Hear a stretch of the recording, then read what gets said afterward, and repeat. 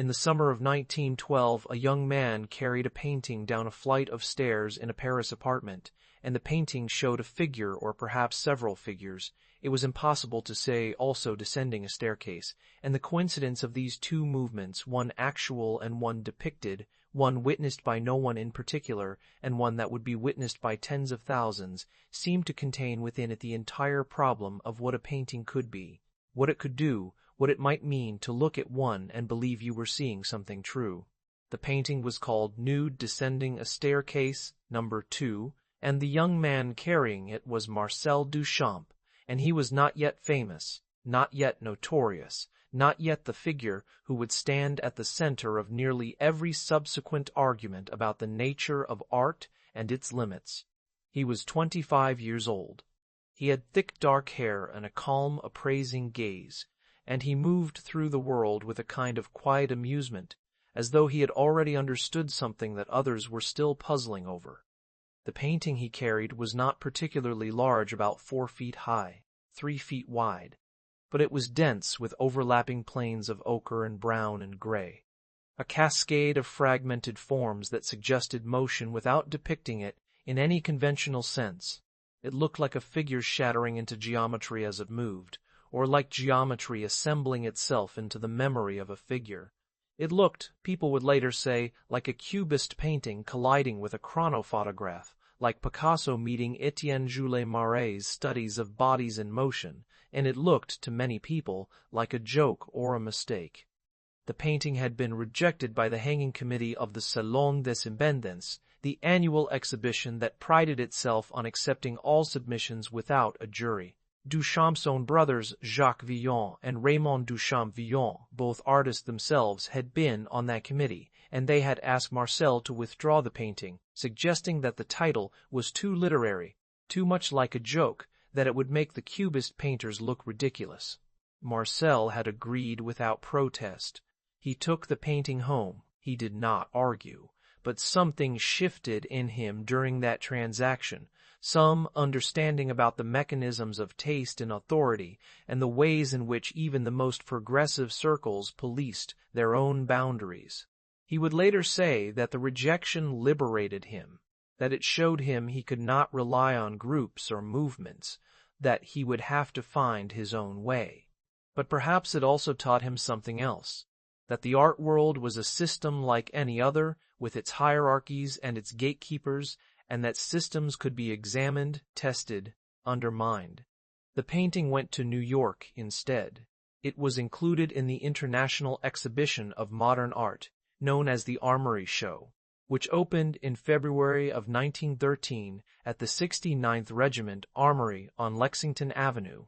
The show introduced American audiences to the European avant-garde Matisse, Picasso, Braque, Kandinsky, Brancusi, and it caused a sensation, a scandal, a wave of outrage and fascination that filled the newspapers for weeks.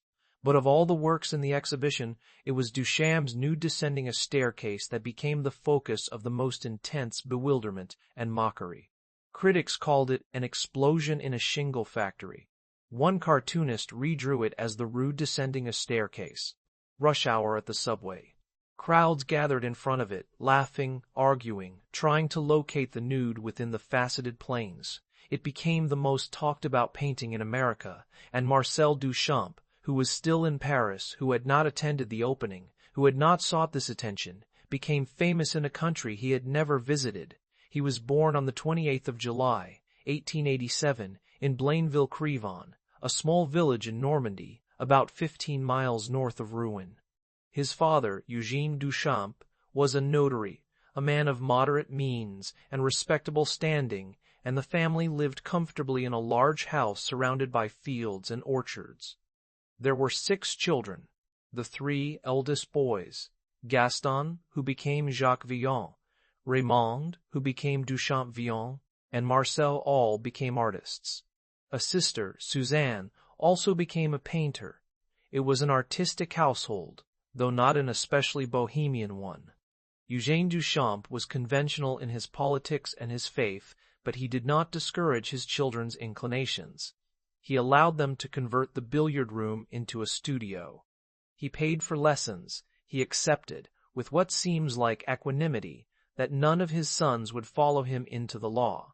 Marcel was the youngest of the three brothers, and he grew up in their shadow, watching them draw and paint, absorbing their conversations about technique and style. He was a quiet child, observant, slightly removed. He did well in school, especially in mathematics and languages.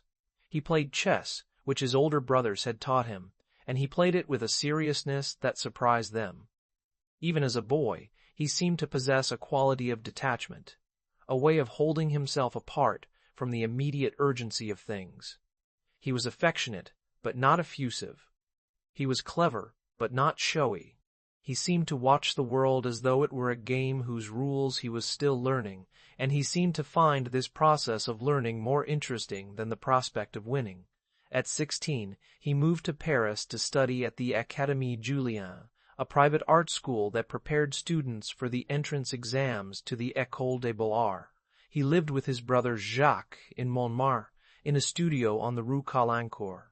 He drew from plaster casts, he painted still lifes and nudes. He absorbed the techniques of academic painting, the modeling of form through light and shadow, the careful construction of pictorial space, the rendering of volume and weight. He was competent, he was not brilliant. His early paintings are pleasant and unremarkable, studies in the style of the post-impressionists influenced by Cézanne and Matisse, showing the same broken brushwork and muted color that 1,000 other young painters were exploring at the same time. There is nothing in these early works that predicts what would come later, but perhaps that is not quite true. There is already in these paintings a sense of experiment without attachment, a willingness to try a style and then discard it, as though painting were not an expression of the self, but a series of problems to be solved, or games to be played. He returned to Rouen in 1905 to complete his compulsory military service, which he spent as a typographer at a printworks in the suburb of Le Havre. The work was tedious, but it left him time to draw and to think. He returned to Paris in 1906 and began to paint more seriously. He exhibited at the Salon d'Automne and the Salon des Impendits. He painted portraits of his sisters, of friends, of women whose names we no longer know.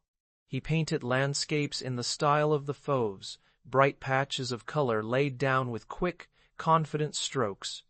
He was learning by imitation, moving through the available styles of the moment, trying them on like coats.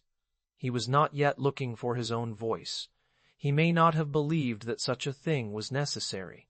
In 1911 he began to spend more time with his brothers and their circle of friends, a group of painters and poets, who met regularly at Jacques Fayon's studio in Puteaux, a suburb just west of Paris. They called themselves the Groupe de Puteaux, though others called them the Section d'Or, the Golden Section. After a series of lectures they organized on mathematical proportion and its relationship to painting. The group included Albert Gleizes, Jean Metzinger, Francis Paiabia, Fernand Léger, and others. They talked about cubism, about the fourth dimension, about how to represent time and motion on a flat surface, about whether painting should be purely retinal, purely optical, a matter of pleasing the eye, or whether it should address the intellect, the realm of ideas. Duchamp listened. He was the youngest in the group, the least established, and he said little, but he was absorbing everything. It was during this period that he began to make paintings that showed the influence of Cubism, but with a difference. Where Picasso and Braque were fragmenting objects to reveal their structure, to show multiple viewpoints simultaneously, Duchamp seemed more interested in the problem of motion, of how to depict a body moving through space over time. He painted a series of works that explored this theme. There was Dulcinea, which showed the same female figure 5 times, each iteration slightly different, as though she were walking past the viewer. There was Sad Young Man on a Train, which depicted a figure dissolving into overlapping silhouettes, the compartments of the train visible through the transparent layers of the body. And then there was the nude descending a staircase, which pushed the idea further, fracturing the figure into a cascade of interlocking planes, each one suggesting a position in the sequence of descent, so that the painting became a record not of a single moment but of duration itself, of the passage of a body through time. It was this painting, rejected in Paris and celebrated in New York, that changed everything. Duchamp did not travel to the Armory show, but he followed its reception in the press. He read the reviews, saw the cartoons, understood that he had become, almost by accident, a public figure. The attention amused him. It also made him wary. He had seen what happened to artists who became known for a single style, who were expected to repeat themselves, to produce variations on a theme that the market had validated. He had no interest in becoming the painter of nudes descending staircases. He was already moving in another direction, though it would take him some time to articulate what that direction was. In the months following the Armory show, he began to think more seriously about what it meant to make a painting, and whether painting itself, painting as a medium, painting as a practice, was worth continuing. He was interested in the ideas that painting might contain, but he was increasingly impatient with the limitations of the form. A painting was a static object. It hung on a wall. It appealed to the eye. It was, he began to think, essentially decorative, no matter how complex its intellectual underpinnings. He wanted to make something else, something that engaged the mind more directly, something that could not be consumed as a beautiful object. He made a small oil painting called Chocolate Grinder No. 1, which depicted a chocolate grinding machine in precise, almost mechanical detail, rendered in flat, even tones with no modulation of light or shadow. It was a strange painting, utterly without atmosphere or emotion, a depiction of a machine as though it were a diagram. It looked nothing like cubism, nothing like the fragmented figures he had been painting. It was cool, deliberate, impersonal. He liked it.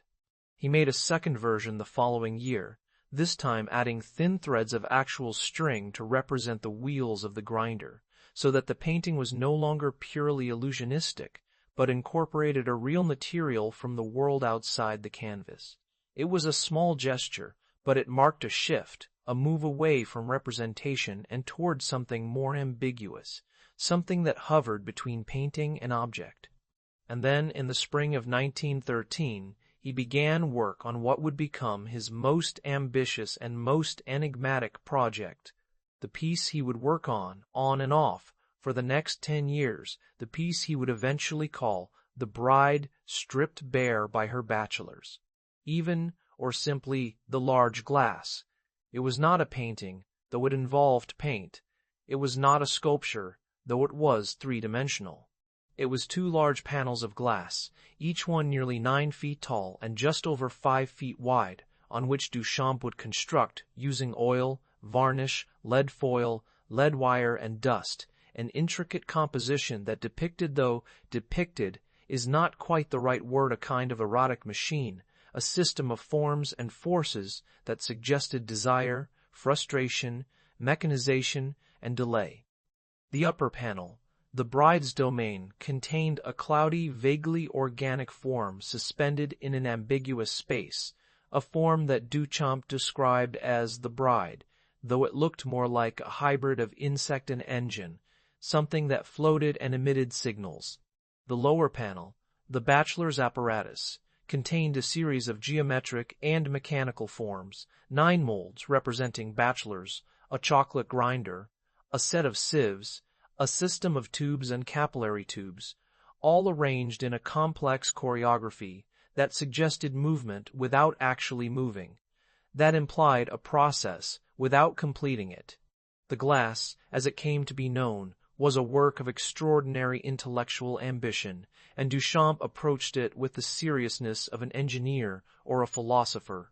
He made hundreds of preparatory drawings and notes. He worked out the iconography in painstaking detail, assigning symbolic meanings to each element, constructing an elaborate narrative about the bride and the bachelors and their thwarted attempts to connect. The bride in her domain sends signals to the bachelors below, who grind and churn and generate a kind of erotic energy, but the two realms never meet. The system is designed to perpetuate itself without resolution, to produce desire without satisfaction. It was, in a sense, a portrait of longing as a machine, a depiction of a rose as a mechanical process that could be diagrammed and analyzed but never consummated. But even as he worked on the glass, even as he filled notebooks with calculations and sketches, Duchamp was beginning to question the entire enterprise of making art in this way, of devoting years of labor to the construction of a single complex object. He was restless. He was bored with the seriousness of the Paris art world, with the endless debates about cubism and its permutations, with the atmosphere of competition and self-importance that pervaded the studios of Montparnasse. He wanted to leave. He wanted to see New York, the city that had made him famous without ever having seen him. In June of 1915, he boarded a steamship bound for New York, carrying with him a few drawings and a letter of introduction to Walter Pacht, a collector who had expressed interest in his work.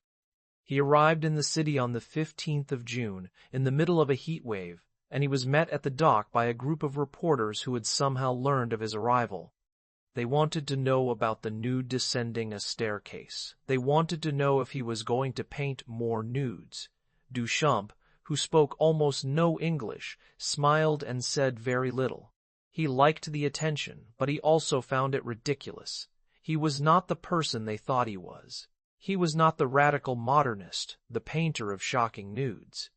He was something else, though he was not yet sure what. New York in 1915 was nothing like Paris. It was faster, louder, more chaotic, more indifferent. The city was booming, its skyline punctuated by the new skyscrapers that rose along Broadway and Fifth Avenue, their steel frames clad in stone and terracotta, their tops vanishing into the summer haze. The streets were jammed with automobiles and trolleys and crowds of people moving with a purposefulness that felt, to Duchamp, almost violent. There was none of the leisurely café culture of Paris, none of the long afternoons spent talking about art and literature. People in New York worked, they moved, they consumed. The city was a machine, and Duchamp found himself fascinated by it. He took a studio apartment on West 67th Street, near Lincoln Square, and he began to explore the city. He walked for hours, observing the rhythms of the streets, the geometry of the buildings, the way light reflected off glass and steel. He visited galleries and museums.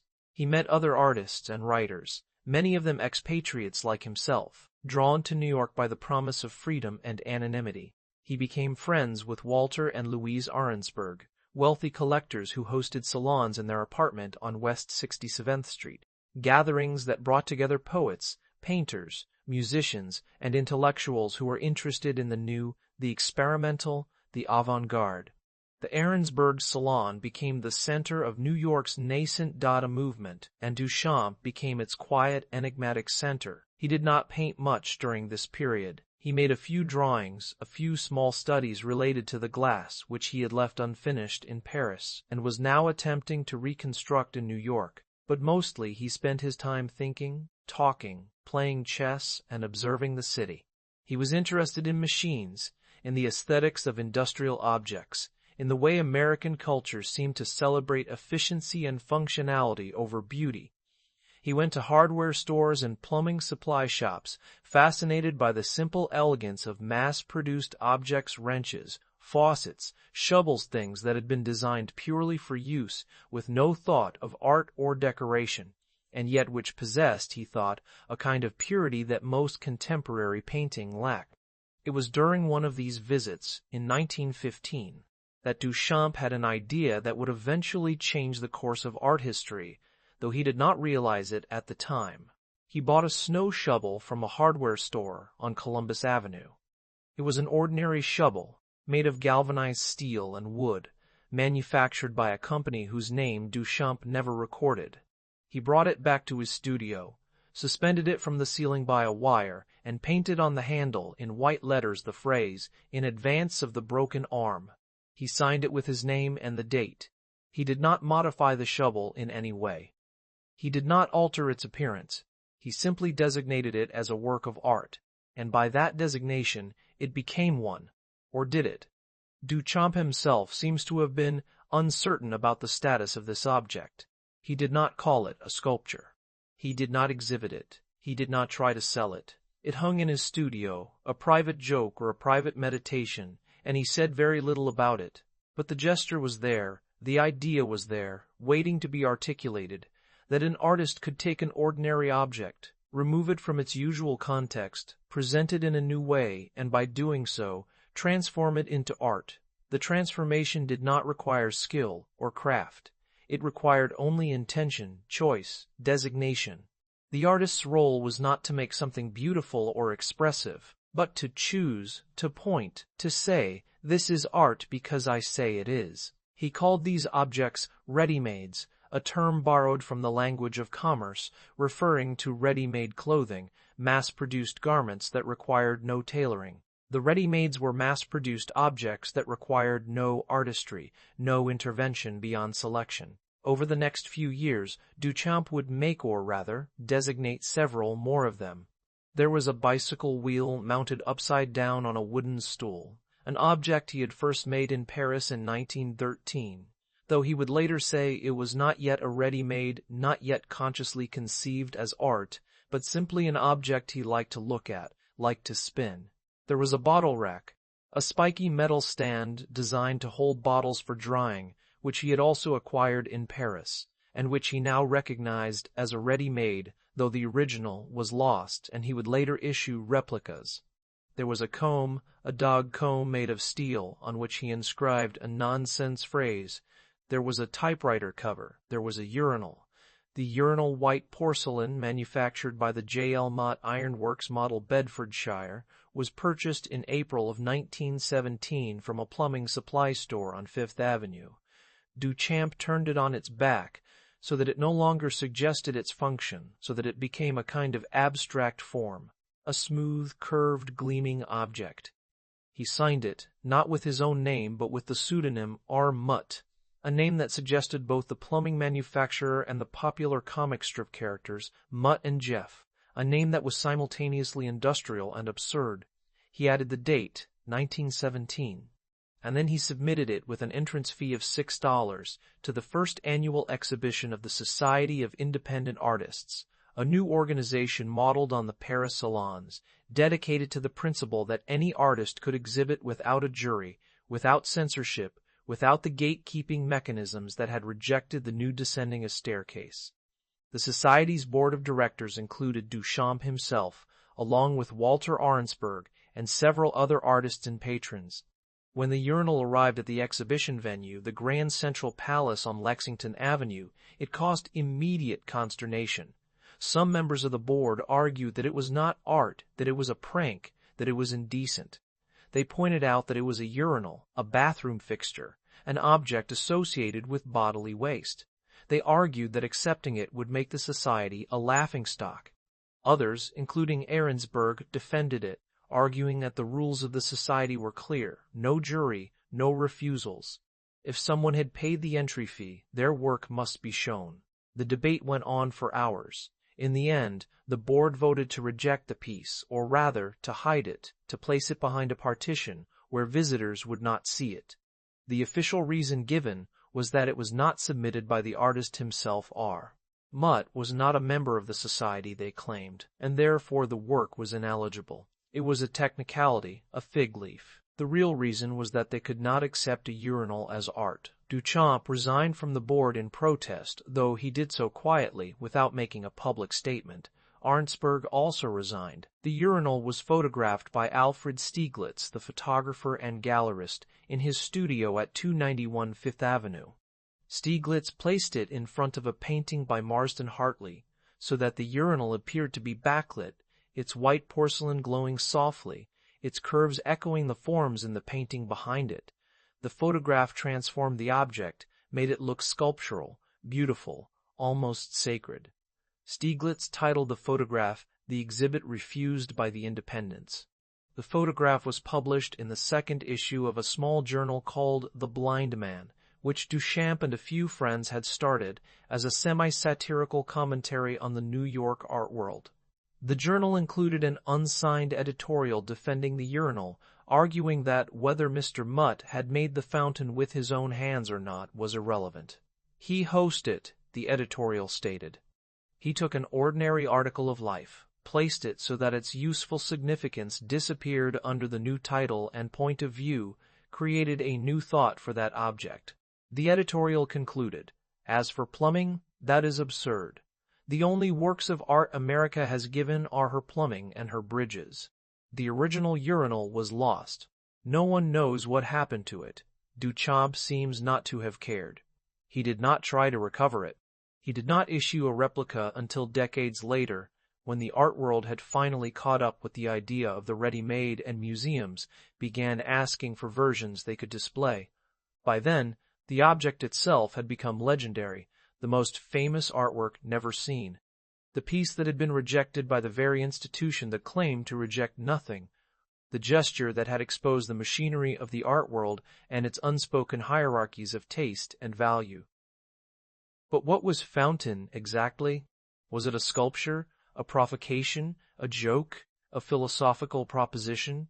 Duchamp himself gave conflicting answers over the years, sometimes describing the ready-mades as a way to avoid aesthetic judgments, to choose objects he was indifferent to, objects that did not please him, so that his choice would be purely conceptual, not retinal. Other times he spoke of the ready-mades with a kind of ironic tenderness, as though they were old friends or companions, objects he had lived with and come to appreciate. The ambiguity was deliberate. Duchamp did not want to explain his work too precisely. He wanted to leave room for interpretation, for misunderstanding, for the viewer to complete the gesture.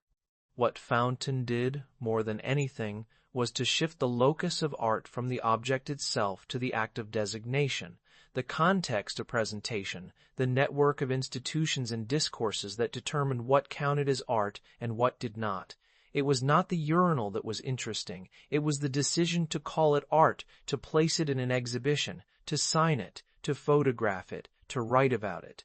The art was not in the thing, but in the framing, the gesture, the idea. And if that was true, then the implications were vast and unsettling. It meant that anything could be art, if the right person designated it as such, in the right context. It meant that the role of the artist was no longer to possess special skills or training, but to possess the authority to name something as art. It meant that art was not a category of objects, but a category of acts, of speech acts, of declarations. It meant that the art world was not a space where beauty was recognized, but a space where value was produced, negotiated, contested. Duchamp understood this, though he rarely said it so directly. He preferred to let the works speak, or rather, to let them remain silent, enigmatic, open to interpretation.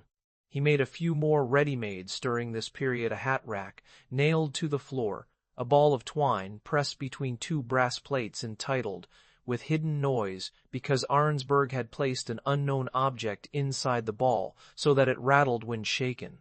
But he also began to distance himself from the ready-mades, to worry that they were becoming too familiar, too easy, that the gesture was losing its force through repetition. He decided to limit himself, to make only a few ready-mades each year, so that each one would retain its singularity, its strangeness. He returned his attention to the glass, which he had been reconstructing in his studio, painstakingly recreating the elements he had left behind in Paris, improvising new solutions to the technical problems of working with glass and lead and dust. The glass was the opposite of the ready-mades. Where the ready-mades were quick, ironic, detached, the glass was slow, laborious, obsessive. Where the ready-mades denied the importance of the artist's hand, the glass required endless manual precision, the careful placement of lead wire, the application of varnish, the controlled accumulation of dust, which Duchamp allowed to settle on the glass for months before fixing it with varnish, so that the dust became a kind of color, a gray-brown haze that suggested age and abandonment. The glass was a project that could never be finished, because it was designed to resist completion. to remain perpetually unresolved, like the erotic system it depicted. He worked on it for hours each day, then stopped and played chess. He had been playing chess since childhood, but in New York he began to play seriously, studying openings and endgames, reading chess treatises, playing in clubs and cafes against opponents who were far better than he was. He lost most of his games, but he did not mind losing. He liked the purity of chess, its absolute clarity of rules and objectives, the way it eliminated all the ambiguities and uncertainties that plagued the making of art. In chess, there were no questions of taste or interpretation. There was only the board, the pieces, the positions, the calculations. He liked the silence of it, the concentration, the way time disappeared when he was deep in a game. By 1918, Duchamp had become the unofficial center of the New York avant-garde, the figure that everyone wanted to meet, to talk to understand. He moved through the city with a kind of elegant detachment, attending parties and salons, engaging in long conversations about art and philosophy and mathematics, but always maintaining a certain reserve, a sense that he was observing the scene, from a slight distance, amused but not quite committed. He had love affairs, though he rarely spoke about them. He had friendships, though he rarely allowed them to become too close. He seemed to cultivate a persona of the artist as dandy, the artist as flaneur, the artist as chess player, someone who engaged with the world lightly, playfully, without the heavy seriousness that characterized so many of his peers. In 1920, he left New York for Paris, ostensibly to settle some family business, but also because he was restless, because he wanted to see what had changed in the city during the years of the war, because he needed a break from the intensity of the New York scene. He stayed in Paris for several months, reconnecting with old friends, visiting studios, observing the post-war art world, which had become, if anything, even more fragmented and contentious than before. The Dadaists were staging provocations and manifestos, declaring war on rationality and bourgeois culture, embracing chaos and nonsense as aesthetic strategies. Duchamp found them amusing but exhausting. He had moved beyond Dada, or perhaps he had never quite belonged to it. His gestures were cooler, more calculated, more ambiguous. He was not interested in shock for its own sake. He was interested in the mechanisms of art, the ways in which meaning was produced and validated, and he pursued this interest with a kind of clinical detachment that set him apart from the fervor of the Dadaists. While in Paris, he developed an alter ego, a female persona named Rose c'est la vie, a name that was a pun on Eros c'est la vie. Eros, that's life. He had himself photographed by Man Ray dressed as Rose, wearing a hat and coat, his face made up with lipstick and powder, his expression enigmatic, neither quite male nor quite female, neither quite serious nor quite joking. The photographs are strange and unsettling, because Duchamp does not look like he is performing femininity in an exaggerated or satirical way. He looks natural, composed, as though Rose were simply another version of himself, another possibility. He began signing some of his works with Rose's name, began attributing ideas and statements to her, began treating her as a collaborator or a separate entity. Rose was not just a joke or a disguise. She was a way of multiplying identities, of refusing to be fixed as a single self, of suggesting that the artist was not a unified subject but a series of roles and performances. He returned to New York in 1921, and over the next 2 years he continued to work on the glass, adding new elements, refining details, moving pieces around. But he was losing interest. The project had taken nearly a decade, and he was beginning to feel that it was becoming a trap, that the glass was consuming his life, that he was in danger of becoming the artist who made the glass and nothing else. In 1923, he declared the work definitively unfinished, a phrase that captured the paradox of the piece.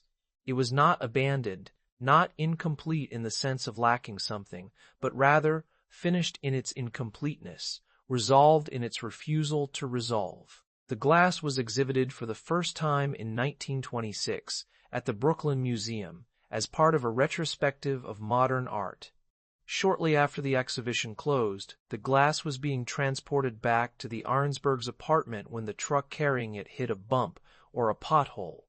No one knows exactly what happened, and the two panels, which had been placed flat in the truck, one on top of the other, with only a blanket between them, shattered.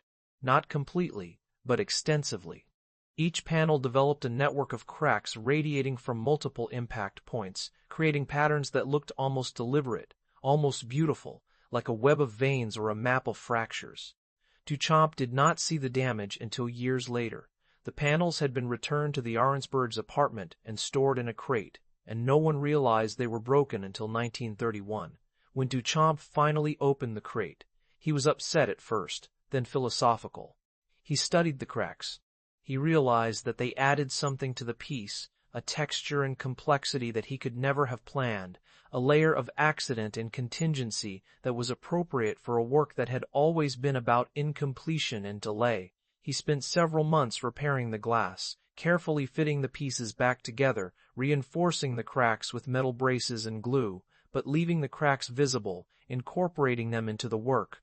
The cracks became part of the piece, a record of its history, its vulnerability, its passage through the world. After the glass was repaired, Duchamp seemed to lose interest in making art altogether. He had already been moving in this direction, toward silence, toward withdrawal, toward chess. Now he pursued it more fully. He announced, informally, that he was retiring from art to devote himself to chess. He joined chess clubs. He played in tournaments. He studied endgames with a fanatical intensity. He wrote a book on chess, co-authored with Vitaly Halberstadt, titled Opposition and Sister Squares Are Reconciled, which analyzed a particular type of endgame involving kings and pawns. The book was published in a limited edition of 1932, with a cover designed by Duchamp position of 1932, with a cover designed by Duchamp position. It was not a bestseller. It was not widely read even among chess players, but Duchamp was proud of it. It was a work of pure logic, pure analysis, free from the ambiguities and compromises of art. He played chess all day, every day, for years. He played in cafes in Paris, in clubs in New York, in tournaments in France and Argentina. He was a strong player, not a master, but close, ranked well enough to compete in serious tournaments. He beat some very good players and lost to some very good players. He seemed happier by making art. Chess required nothing from him but concentration and calculation. It made no demands on his identity or his reputation. It did not require him to produce anything that could be bought or sold or exhibited. It was pure, useless, perfect. But he did not stop making art entirely. He continued to make small, enigmatic works, though he rarely exhibited them, rarely even mentioned them. There was a film, made in collaboration with Man Ray and Marc Allegret, titled Anemic Cinema, which consisted of rotating spirals and spinning discs inscribed with puns and wordplay, an exploration of optical effects and linguistic play that lasted only 7 minutes. There were designs for posters and catalogs. There were assisted ready-mades, objects that he modified slightly, a reproduction of the Mona Lisa on which he drew a mustache and goatee, titling it LHOQ, which, when pronounced in French, sounds like L.A. Achad O Kolshi, has a hot ass. The gesture was silly and profound at once, a defacement of the world's most famous painting that also raised questions about reproduction, originality, and the sanctity of masterpieces. He moved between Paris and New York, spending months or years in each city, never quite settling, never quite committing to one place or one identity. He lived modestly, supporting himself through occasional sales of his earlier work and through the generosity of friends and collectors. He did not need much money. He did not own property. He did not collect things. His possessions fit in a few suitcases. He seemed to have achieved a kind of freedom from the usual entanglements of adult life, career, family, obligations. He was unattached, or rather, he cultivated the appearance of being unattached, of moving through the world without leaving traces. But beneath this surface of detachment, something else was happening, something secret and consuming. Beginning in 1946, Duchamp began working on a new piece, a piece he told almost no one about, a piece he worked on in private, in a studio in New York that he rented under an assumed name, a piece he constructed slowly, over 20 years, while the world believed he had retired from art entirely. The piece was called Étant donné, or in English, given. 1. The waterfall. 2. The illuminating gas. It was an installation, though that term does not quite capture what it was. It was a kind of tableau, a diorama, a peep show. It consisted of an old wooden door, weathered and rough, set into a brick archway. The door was closed, but it had 2 small holes drilled at eye level. If you looked through the holes, you saw a scene constructed on the other side, a landscape, a park or a forest, with trees and a waterfall in the distance, and in the foreground, lying on a bed of twigs and leaves, a naked woman, her legs spread, her face hidden, her body illuminated by a gas lamp she held aloft in her left hand. The woman was not a painting or a sculpture, but a 3-dimensional figure, constructed from animal skin stretched over an armature, painstakingly detailed, disturbingly lifelike. The scene was erotic, voyeuristic, and strange, a peephole view into a private world, a glimpse of something forbidden. Duchamp worked on this piece for more than 20 years, building the landscape, constructing the figure, adjusting the lighting, perfecting the illusion. He told almost no one what he was doing. He worked in secret, behind locked doors, and he left detailed instructions for the piece to be assembled after his death. He did not want it exhibited while he was alive. He did not want to explain it or defend it. He wanted it to appear, fully formed, after he was gone, a final statement or a final joke. Étant donné was everything Duchamp had claimed to reject. It was retinal, designed to be looked at, to create an optical experience. It was erotic in the most literal sense, depicting a naked woman in a sexually explicit pose. It was painstakingly crafted, requiring years of manual labor, the opposite of the ready-made's casual indifference. It was, in a sense, a repudiation of everything Duchamp had said about art, or a deepening of it, or a complication.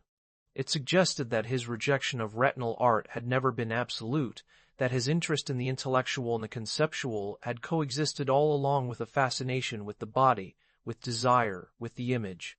What are we to make of this? What are we to make of an artist who spent the first half of his career arguing that art should address the intellect, not the eye, and then spent the second half secretly constructing a work that was purely visual, purely sensory, purely about looking? Some have argued that Étant donné is consistent with Duchamp's earlier work, that it continues the themes of the glass the eroticized machine, the bride and the bachelors, the perpetual deferral of consummation. Others have argued that it represents a turn, a late acknowledgement that the body and the eye cannot be so easily dismissed, that desire cannot be reduced to diagrams and equations. Still others have argued that it is a kind of confession, a private admission that Duchamp had never stopped caring about beauty, about the image, about the pleasures of looking. Or perhaps it is simpler than that. Perhaps Duchamp, having spent decades dismantling the category of art, having declared that anything could be art, having reduced the artist's role to that of chooser and designator, wanted to make something, to build something with his hands, to spend years on a single project, to create an object that would survive him. Perhaps he wanted to test whether he could still care about making, whether he could return to the labor and craft he had rejected, and do so without irony, without distance, without the protective shield of conceptual justification. He never explained. He left instructions for the piece to be assembled, but he left no interpretation, no key, no statement of intent. Étant donné was discovered in his studio after his death on the 2nd of October, 1968, in the Paris suburb of Neuilly-sur-Seine. He was 81 years old. He had been playing chess that afternoon. He had dinner with friends. He died quietly of heart failure, sitting in a chair. The next day, his widow, Alexina Duchamp, whom he had married in 1954, opened the locked studio and found the installation, carefully disassembled, along with a manual detailing how to put it together. The manual was 90 pages long with photographs and diagrams, precise measurements and instructions. It was as meticulous as a scientific document.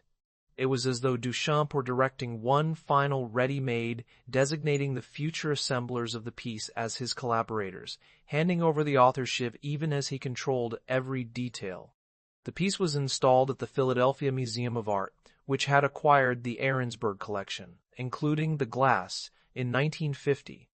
It was placed in a small room hidden behind a wall, accessible only through the two peepholes in the old wooden door. Visitors stand in line to look through the holes, one person at a time, each taking their turn to peer into the scene beyond. The experience is strange, intimate, transgressive. You are alone with the image, but you are also aware of the people waiting behind you, aware that you are performing an act of looking that is slightly shameful, slightly voyeuristic.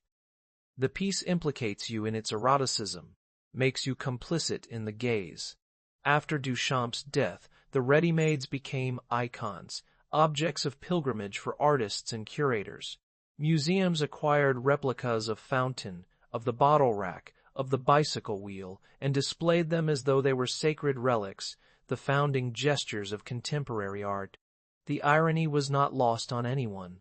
Duchamp had made the ready-mades to challenge the institution of the museum, to question the commodification of art, to suggest that art was not a special category of objects, but a set of gestures and contexts. And now the museums had absorbed the challenge, had turned the ready-mades into museum pieces, had neutralized their subversive potential by enshrining them. The ready-mades had become what they were meant to critique. But perhaps this was inevitable.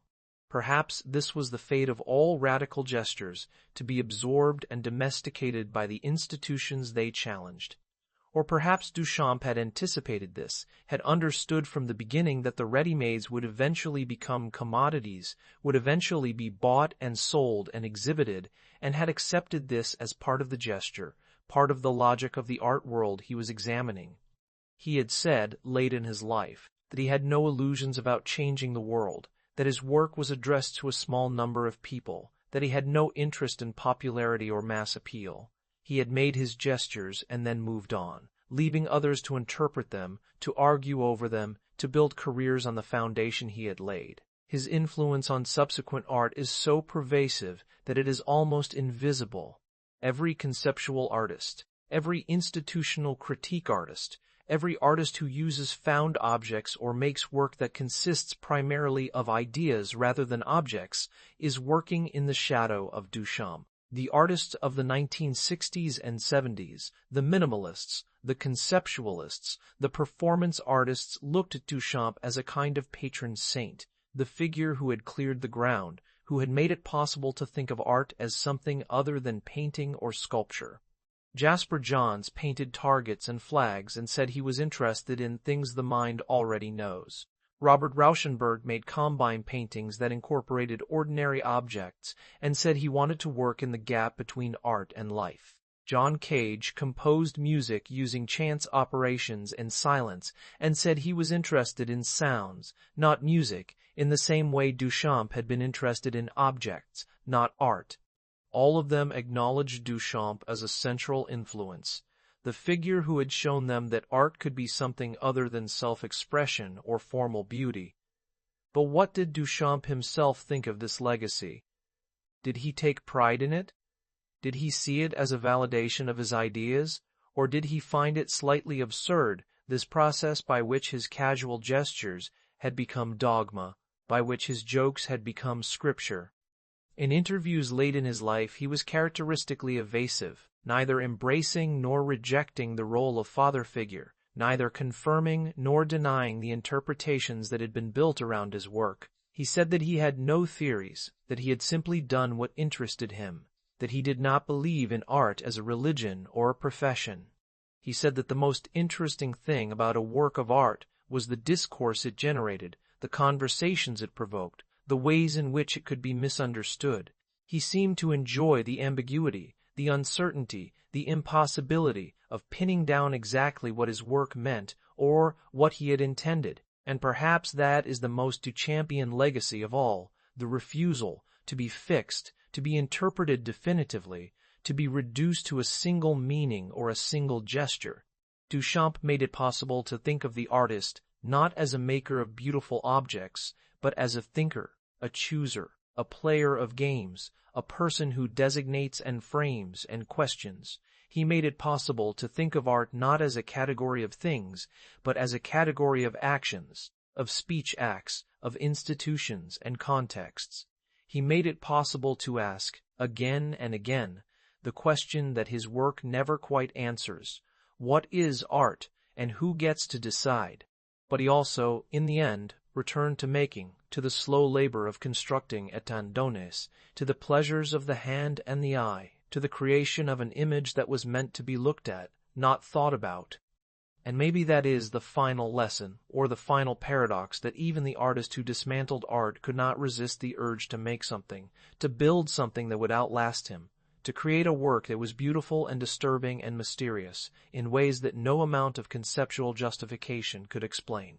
The glass remains in Philadelphia, behind its protective enclosure, its cracks visible, its surfaces reflecting the light and the faces of the people who stand before it, trying to decipher its elaborate iconography, trying to understand the relationship between the bride and the bachelors, trying to follow the logic of the chocolate grinder and the sieves and the capillary tubes.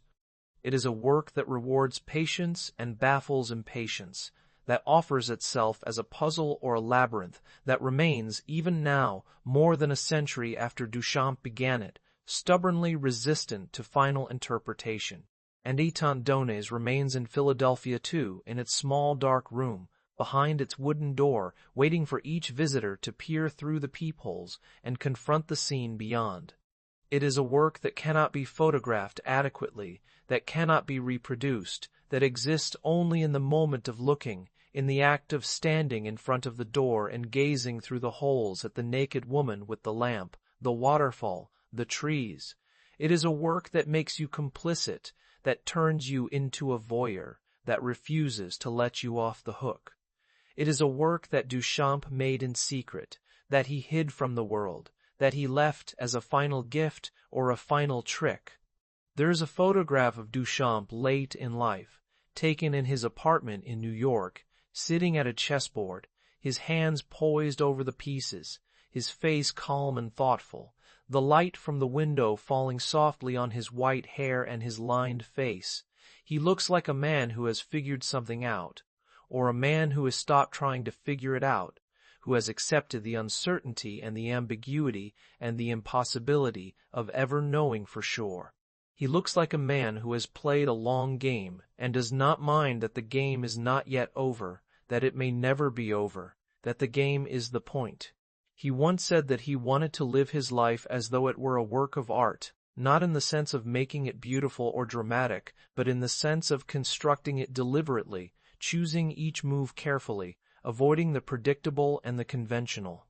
He wanted to be free, or as free as a person could be, from the expectations and obligations that constrain most lives. He wanted to choose his own rules, to play his own games, to remain, always, slightly outside the systems he inhabited, and he succeeded, more or less. He lived a life that was unconventional by almost any measure, a life that refused to follow the usual trajectories of career and family and respectability. He never held a regular job. He never owned a house. He never had children. He never accumulated wealth or possessions. He moved lightly through the world, leaving behind a handful of objects and a vast number of questions, and he seemed, in the end, content with this arrangement, satisfied that he had played the game on his own terms. But there is also something melancholy in this, something haunted, because what Duchamp left behind, more than anything, is a question that he posed but never answered, a question that subsequent generations have wrestled with and that remains, even now, unresolved. If anything can be art, then what is art? If the artist's role is simply to choose and to designate, then what distinguishes the artist from anyone else? If the ready-mades destroyed the category of art as a special kind of object, then what holds the category together? Is it the institution, the museum, the gallery, the market? Is it the discourse, the writing, the criticism, the theory? Is it simply the agreement, the collective decision that this thing in this context is art? Duchamp understood that these questions had no easy answers, that they might have no answers at all, and he seemed to take a certain pleasure in this uncertainty, in the way his work opened up these questions without resolving them. He was not interested in providing solutions. He was interested in complicating things, in making them stranger, in showing that the boundaries we take for granted are more fluid and more fragile than we think. And so he remains, decades after his death, a figure who is endlessly invoked and endlessly debated, a figure who is claimed by every movement and who belongs to none of them, a figure who changed everything and who insisted that he had changed nothing, that he had simply done what interested him, that he had no theories and no manifestos, that he was just playing, just experimenting, just curious about what would happen if you placed a urinal in a gallery or a bicycle wheel on a stool or spent 20 years building a naked woman in a landscape. The work remains, enigmatic and inexhaustible, refusing to be reduced to a single interpretation or a single meaning, offering itself to each generation as a set of problems and possibilities, a set of gestures that can be repeated or rejected or transformed. The work remains, and we look at it, and we try to understand what it means, and we fail, and we try again, and we fail again, and in this process of failing and trying, something happens, some shift in perception or understanding, some recognition that the questions are more interesting than the answers, that the uncertainty is the point. In the end, Duchamp's great achievement was not to make beautiful objects, or to express his inner life, or to develop a distinctive style. His great achievement was to show that art is a question, not an answer, a process of inquiry and provocation, a way of testing the limits of what we are willing to call art, of who we are willing to call an artist, of what we are willing to accept as legitimate and meaningful. He showed that the institution of art is not a fixed structure, but a living, breathing, contested space, a space where meanings are produced and values are negotiated, where the rules are made and unmade, where anything is possible and nothing is guaranteed. And he did all this with a lightness and a humor that is rare in the history of art, a willingness to be absurd, to be silly, to not take himself too seriously, to treat the whole enterprise as a game or a joke or an experiment that might fail. He was serious about ideas, but he was not solemn. He was rigorous in his thinking, but he was not dogmatic. He was committed to questioning, but he was not dogmatic. He was committed to any particular answer. He was, in the best sense, free to think, free to choose, free to change his mind, free to disappear. And so we are left with the work, with the glass and the ready-mades and étant donnés, with the photographs of Rose c'est la vie and the puns and the chess games, with the instructions and the notes and the interviews, all of it fragmentary and suggestive, all of it pointing toward something that can never quite be grasped, something that remains always just out of reach, always on the other side of the peephole, always dissolving into the next question. In a small room in Philadelphia, behind a wooden door, the naked woman lies in the landscape, holding her lamp, illuminated by the gaslight, frozen in a moment that never quite arrives, never quite ends. Visitors stand in line to look through the peepholes, one at a time, each taking their turn to peer into the scene, to become, for a moment, a voyeur, a witness, a participant in Duchamp's final game. They look, and they step back, and the next person looks, and the scene continues, unchanging and endlessly repeated. A work that exists only in the act of looking, only in the moment of encounter, only in the space between the viewer and the viewed. And somewhere, perhaps, Duchamp is smiling, pleased that the game continues, pleased that the questions remain unanswered, pleased that the work still provokes and confuses and delights, pleased that after all these years we are still trying to figure out what he did, what it means, whether it matters. Pleased, maybe, that the uncertainty endures, that the ambiguity persists, that art remains, as he always insisted, a question mark rather than a period, an opening rather than a closure, a beginning rather than an end.